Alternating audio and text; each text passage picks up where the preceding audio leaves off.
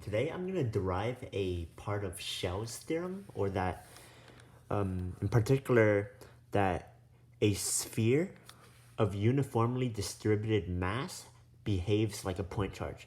So let's say we have a point charge here, and let's say this, what do you call it? This sphere has a mass of m, and this point charge has a mass of little m. This sphere will behave similarly to a point charge of mass m. So if the center of mass of the sphere is here, it's going to pull on this little m with the same force and direction as just a point charge with mass m on this little m here. All right, so let's begin the derivation. First, we need to know what is the magnitude, but what is the force exerted on a point charge of mass m by a ring of mass. So let me just define some things here. So this would be radius, or r, and this distance from here to here, let's call it big D, okay, D. And then this distance from here to the top would be, or all throughout, we're looking at a cone shape here, a perfect cone. It goes all the way around, all right? Root r squared plus d squared. Oh, and a side view, this is m. Like if we're looking from this side, right? M is right in the middle, smack dab in the middle. And an interesting property of this is that all the components of force that is pulling on it this way get canceled out. So let's just call this the x direction, this the y direction, and okay, never mind. You see, okay, if we were to look at from this view, you see this component of force cancels out with that component of force, and a component of force pulling it downward cancels with the component of force pulling upward, and same with left and right. The only component of force that is not canceled out would be this component. So let's name this theta, which would be cos theta. Cos theta represents this component, and this is the only component which doesn't cancel out with any other components.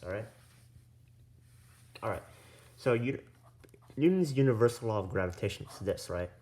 However, we need to modify this so we're only looking at one component, and furthermore, the distance is root r squared plus d squared. Oh, by the way, we can actually treat this ring of mass as just a single, or not exactly a single point charge, but it's close enough. So we can go from here to here. G, M, M. Oh yeah, and let's say this ring of charge has a mass of m.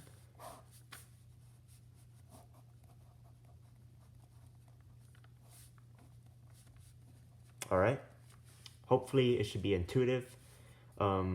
This is the actual distance between each charge, or no, each mass, each tiny bit of mass all have a distance of this. And each tiny bit of mass also have a magnitude putting in the x component of cos theta. So, and then we sum it all, we just get the, total mass, all right? Yeah.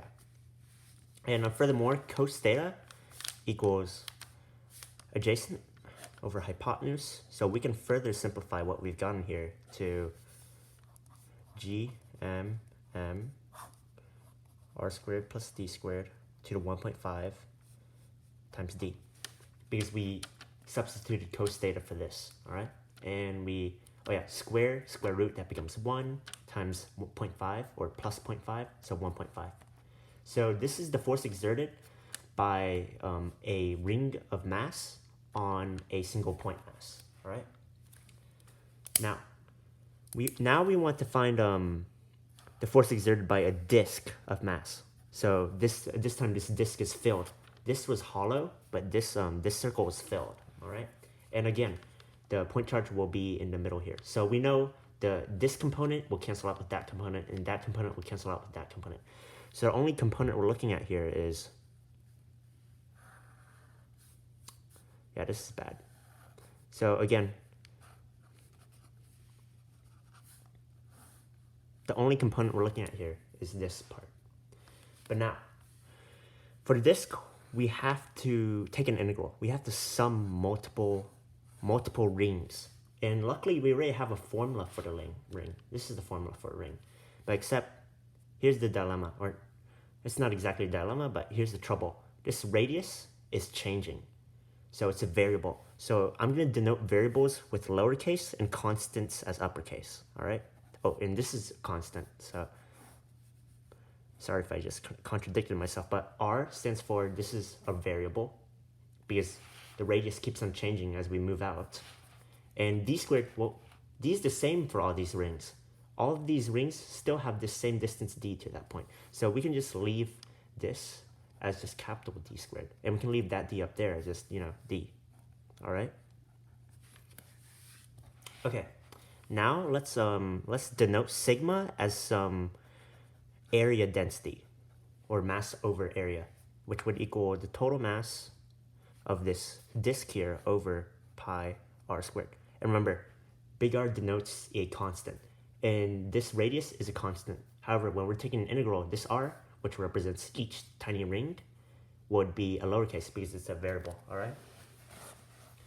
Okay, and then dm would equal, let me see, it would equal sigma times 2 pi r dr. Hopefully you should know where I get this from. 2 pi r dr represents, okay, let's first think about what 2 pi r means. That's circumference. So that's each of these rings, the length of each of these rings. And dr would be, we're giving these rings a tiny bit of thickness. So like this. We're giving it a tiny bit of thickness. And that's what dr means. So it can have an area. Now, if it has a really tiny area times sigma, which is mass over area, we'd get a small tiny bit of mass. Hopefully this should be familiar to you. All right. So yeah, 2 pi r represents a ring. dr, we give it some thickness. And thickness times density, we get mass, because sigma is mass over area, all right? And we substitute dm for m here. So we get g m d 2 pi r dr. And this is a relatively simple integral. Oh, now we can take, let's integrate from 0 to r.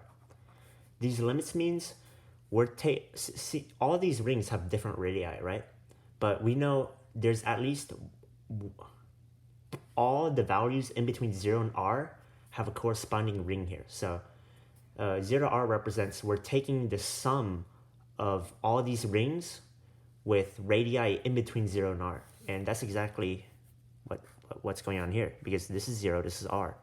And the maximum values are, the lowest value is 0. So that's what the integral from 0 to r means, all right? Oh, and yeah, I need to multiply sigma at the bottom. And let's take out the constants. So g m d 2 pi sigma 0 r dr r squared plus d squared 1.5. And for the sake of time, I'm just going to this is a u substitution problem, but I'm just going to do it really quickly in my head.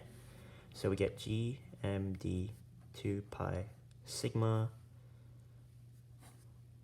let me think, right? It should be r squared plus d squared on the bottom with the root.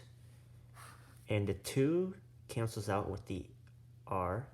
Oh, there should be a negative up top. Negative, let me think. 2r cancels out, but yeah. This is what we get. All right. And this should equal, let me just take a new page. All right. This should equal gm, oh, sorry about that. gmd 2 pi sigma 1 over, let's plug in 0 first, because the negative and the negative cancel out since it's the bottom limit. So we get d. When we plug in 0, we just get root d squared, and root d squared is just d, minus 1 over r squared plus d squared. Okay, and this is what we get. And to further simplify this, we plug in back our sigma, which is m over pi r squared, and we multiply d to cancel out with this. So g m times 2 pi times m over pi r squared. And the d disappears. We get 1 minus d r squared plus d squared. Yes. And then pi's cancel out. This is our final formula. GMM 2 pi's cancel out. R squared 1 minus d root r squared plus d squared. And this is the force exerted by a disk where the point mass, or the force exerted on a disk and on the point mass, if the point mass is right on the axis of the center of on the axis of the line that is perpendicular to the disk, which also happens to pass through a point through the center of the disk, all right? Okay, now that we have multiple, what do you call those? Multiple disks. Now we can derive a sphere. A sphere is just multiple disks, right? Okay. Let's draw a Cartesian coordinate plane, and let's make the point mass at point 0, 0. And let's say here is the sphere that we're taking into consideration here. Here's the center of the sphere, and this is the distance between them, all right? Now, we're trying to find, all these, we're trying to sum all of these, these disks, all right? And in order to do that, okay, let's make this the y-axis and this the x-axis, all right? In order to do that, we need to use this function. But something that's troublesome is that when we go from disk to disk, the radius is changing, like it's increasing here and then it decreases, and the distance is also changing. So we need to make these lowercase, or at least I make them lowercase. So we take this formula, let's make this lowercase to represent a variable minus, we have to make this lowercase 2, r squared plus d squared. All right, that's the first step. Now we need to define a density. And density would just be big mass over 4/3 pi r cubed, all right? And what would a small change in mass be? Well, a small change in mass would be a tiny change in dx, all right? So it would be pi r squared dx times this. Pi r squared dx times the density. So pi r squared represents the area of a circle, right? And dx would represent the height of this circle. So this is a tiny cylinder. So we split this sphere up into multiple tiny cylinders with height dx. So dx and pi r squared is the tiny cylinder, the volume of a tiny cylinder. And the volume of a tiny cylinder times a density would give us the tiny mass of that tiny cylinder. So, and we're assuming uniform mass density. But in reality, the Earth is more dense near the core. However, Shell's theorem works because we can think of this Earth as multiple shells, and each shell actually also behaves like a point mass. But for now, I'm just going to prove that a sphere of uniformly distributed mass behaves like a point mass. Oh, sorry if I keep on interchanging mass and charge. I'm taking EMAG right now, and we're doing similar things, okay? So we substitute dm into here, we get 2g m pi r squared. Oh, and look, we have some r squareds that cancel out, and that makes our calculations a lot more easier. So the r squareds cancel out, we get this final formula. 2gm pi dx. However, I want to make this variable d squared and r squared in terms of x and y, because I have dx here. And something you should notice here is that d, or this, let's take consideration r here. This r here is just y. Look. So that's the radius of this top part here, right? But that also equals y. So r equal y and d equals x. Well, because d is this distance right here, right? So like the distance from this to that to this to that. But guess what? That's also x. X is also the distance from here to here. So we know that d equal x. So we can rewrite this as 2gm pi rho 1 minus x over y squared plus x squared times dx. Move the dx here.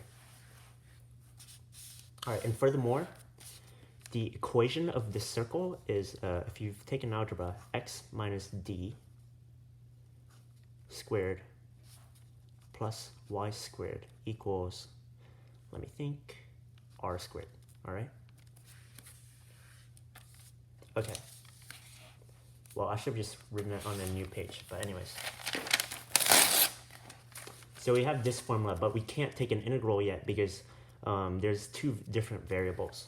So we need to find, we need to substitute y in terms of x. So we know, as I've written before, that x minus d squared plus y squared equals r squared, right? Then x plus squared plus y squared equals r squared minus plus 2xd minus d squared. I expanded this and then I moved it to the other side and only kept x squared and plus y squared here. And then we can plug x squared y squared into here. So we get 2g m pi rho 1 minus x over r squared plus 2xd minus d squared dx. And now we can take an integral.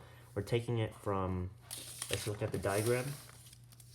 So from here to here would be d minus r, and from here to here would be d plus r. Hopefully you get, because this is, from here to here is r, right? And from here to here is d, so d plus r would be this point.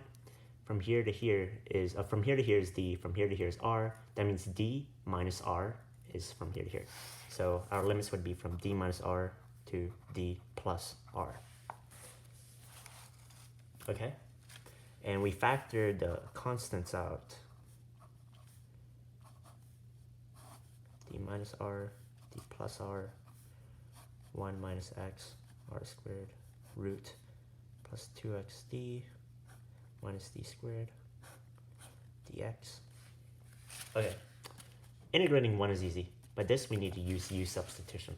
So let's make u equal r squared plus 2xd minus d squared, okay? Furthermore, what would x equal? X would equal, if we rearrange this, u minus r squared plus d squared over 2d. So we move this to the left side and we divide by 2d to isolate x. So du would equal, or du would equal 2d dx, and dx, okay, dx would equal du over 2d.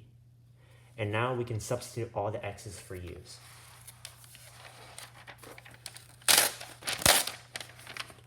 So we look at this formula, we plug in, so we plug in this u for here, so we get root u, then we plug in this dx here, and then we plug in this x here, and I'm just going to do it really quick.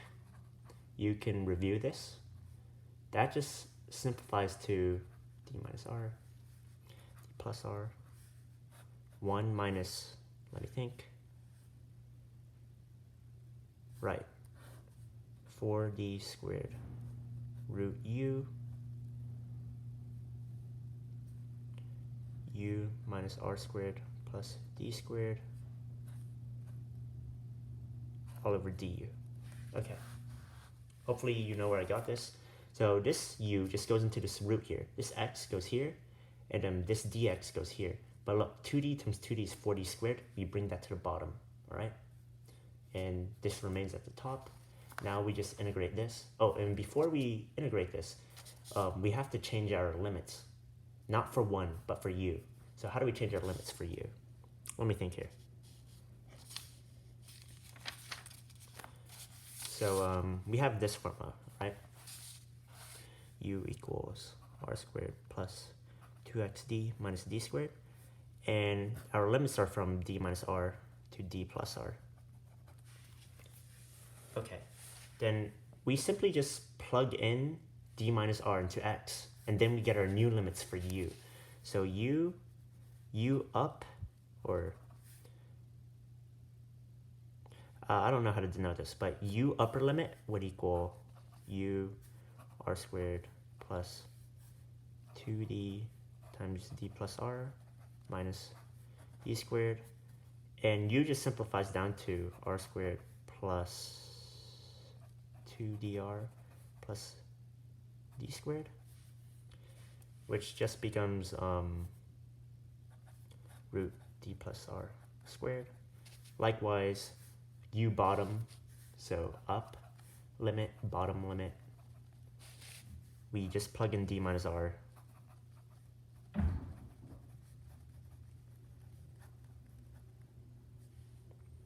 We get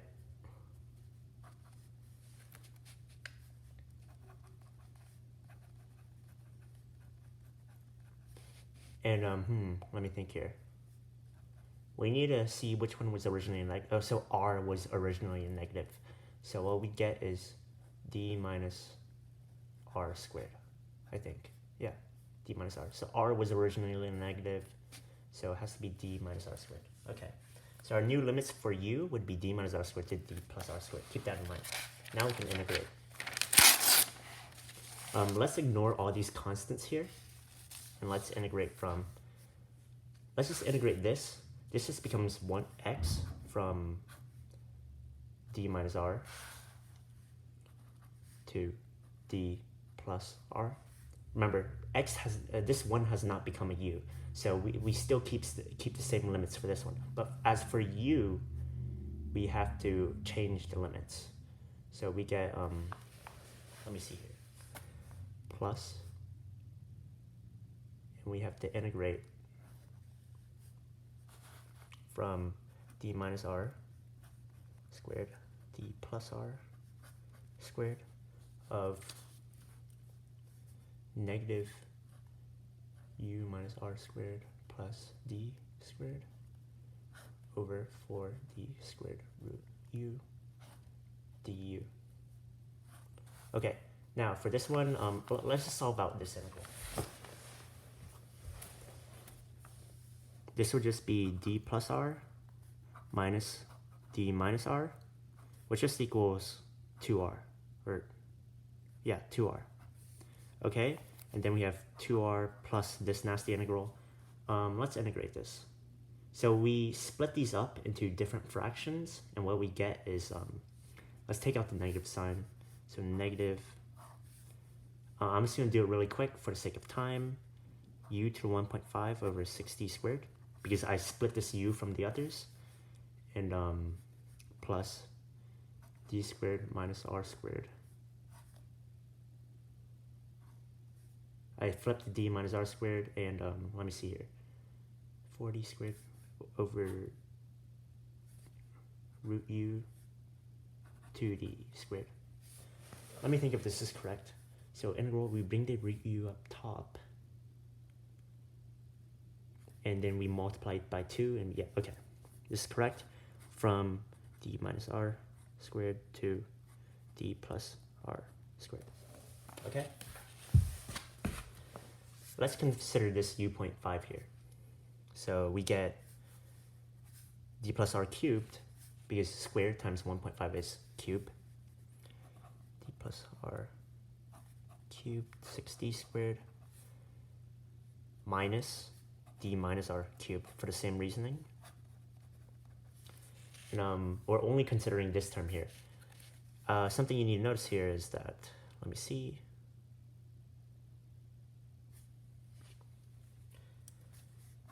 This just factors, they have the same denominators, so we can just consider the numerators here. Plus d squared 3r plus 3d r squared plus r cubed. And when we look at this would be negative d cubed plus 3d squared r minus 3d r squared plus r cubed, if I remember correctly. Let me see if this is correct. So negative times negative, yeah. And this just simplifies down to, when we combine these to 6d squared r plus 2r cubed, because the other terms cancel out. So what we get is 6d squared r plus 2r cubed over 6d squared. This just simplifies down to r plus a third of r cubed d squared. So that's what that term equals. Now let's consider this term.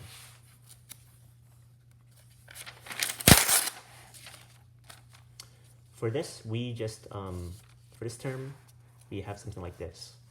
So we get d squared minus r squared root u, well, that's simple, d plus r, over 2d squared minus d minus r squared, d minus r, because the squared and root cancel out, over 2d squared. Something you should notice here is that just by inspection, we can bring this negative here, so plus, negative, plus. You can see these d's cancel out, so let's just remove these d's. And finally, we get d squared r minus r cubed over 2d squared plus d squared r minus r cubed over 2d squared. We combine these, we get 2d squared r over 2d squared minus 2r cubed over 2d squared. This just simplifies down to r minus r cubed over d squared. Okay? So now, let's consider the things within these parentheses. So our previous answer for this was r plus r cubed plus d squared, all right? So we go here, r plus r cubed over d squared, and we sum it with this, we get 2r, and voila, this cancels out, that's good. So we have 2r here. Wait, hold on.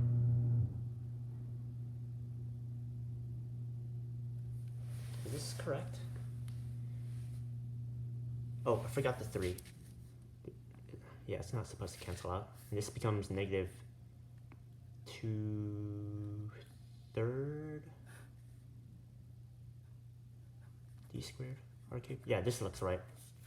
Okay, but let's not forget our x here.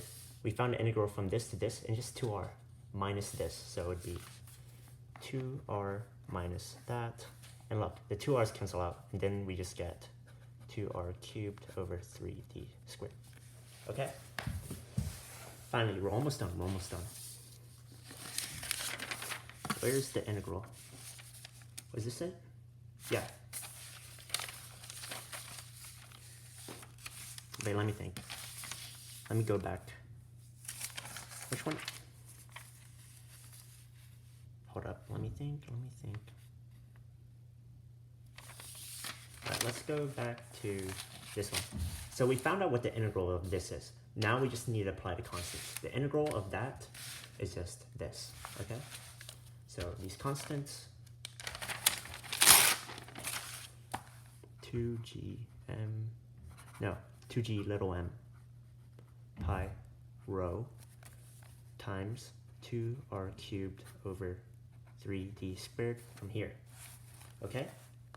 What does rho equal? Rho equals, as we mentioned before, 3/4 pi r cubed, or 4/3 pi r cubed on the bottom, but the 3 moved up top. We plug it back in, so 2gm pi 3m 4 pi r cubed, and you know where this is going. Well, r cubes cancel out. We get that 3's cancel out, 4 cancel out, gmm over d squared. And guess what? Let's look at the original diagram.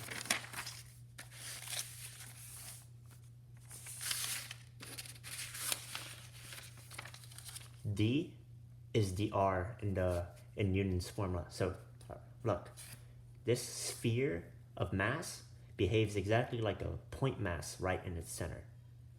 And so that's the derivation. Oh shoot, my G. Hopefully this has been understandable. So the original form was gmm over r squared, right? But this time our d became our r. And then once we derived it, we get this. Thank you.